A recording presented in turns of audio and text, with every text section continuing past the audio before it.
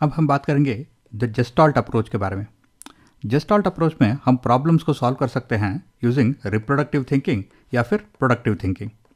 Reproductive thinking का मतलब है हम एक पुराने सॉल्यूशन को रिप्रोड्यूस कर रहे हैं, एक प्रीवियस एक्सपीरियंस को हम रीयूज कर रहे हैं। प्रोडक्टिव थिंकिंग का मतलब है हम एक प्रॉब्लम को एक नए नज़रिए से देख रहे हैं, एक नया अप्रोच यूज़ कर रहे हैं बाय रीस्ट्रक्चरिंग द प्रॉब्लम। जैसे कि जब मैं जयपुर में था तो जब समर में घर बहुत ही गर्म होता था तो मैंने एक एसी फिक्स किया तो घर ठंडा हो गया, तो प्रॉब्लम सॉल्व हो गया। जब मैं हैदराबाद मूव करता हूँ तो समर में अगर घर गर्म होने लगता है तो इसका सबसे आसान सॉल्यूशन है रिप्रोडक्टिव थिंकिंग यूज़ करके। यानी कि जो एक्सपीरियंस मुझे जयपुर में था कि एक एसी फिक्स करने से प्रॉब्लम सॉल्व हो जाएगा, वो मैं यहाँ पे भी यूज़ कर सकता हूँ in the new situation, new problem. तो एक एसी फिक्स कर दिया तो प्रॉब्लम सॉल्व हो जाता है।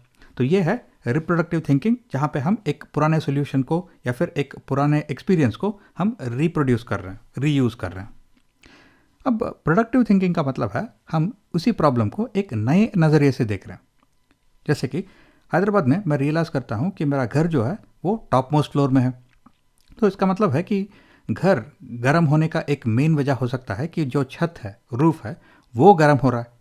यानी कि एसी लगवाने के बजाय मैं क्या करता हूँ कि छत को वाइट कलर पेंट से या फिर ये समर कूल कोटिंग से मैं कोट करा देता हूँ।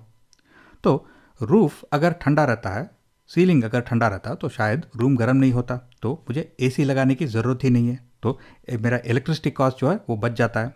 तो इसका मतलब है कि मैं एक ही प्रॉब्लम को दो अलग अलग तरह से सॉल्व कर सकता हूँ, प्रोडक्टिव थिंकिंग और रिप्रोडक्टिव थिंकिंग।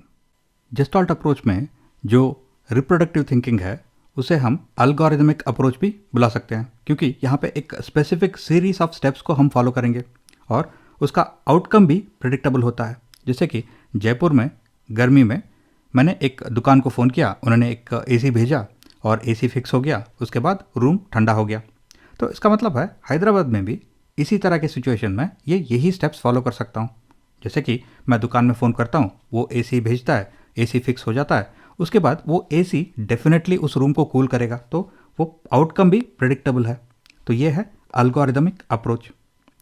अब जो प्रोडक्टिव थिंकिंग था उसमें मैं उसी प्रॉब्लम को एक अलग नज़रिए से देखने की कोशिश कर रहा था, एक अलग तरह से सॉल्व करने की कोशिश कर रहा था।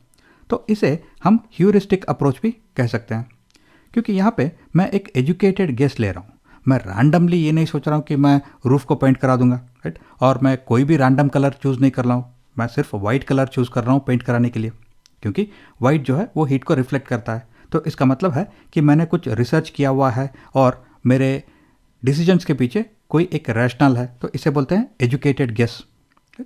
और रूफ को पेंट कराने के बाद या तो वाइट कलर पेंट से या फिर ये समर कूल कोटिंग से, उसके बाद अगर रूम वाकई ठंडा होता है तो वो एक गाइड बन जाता है फॉर फ्यूचर सिचुएशंस। यानी कि फ्यूचर में भी ऐसा ही सिचुएशन हो तो मैं यही सॉल्यूशन यूज़ कर सकता हूँ। तो ये है difference between algorithmic approach and heuristic approach.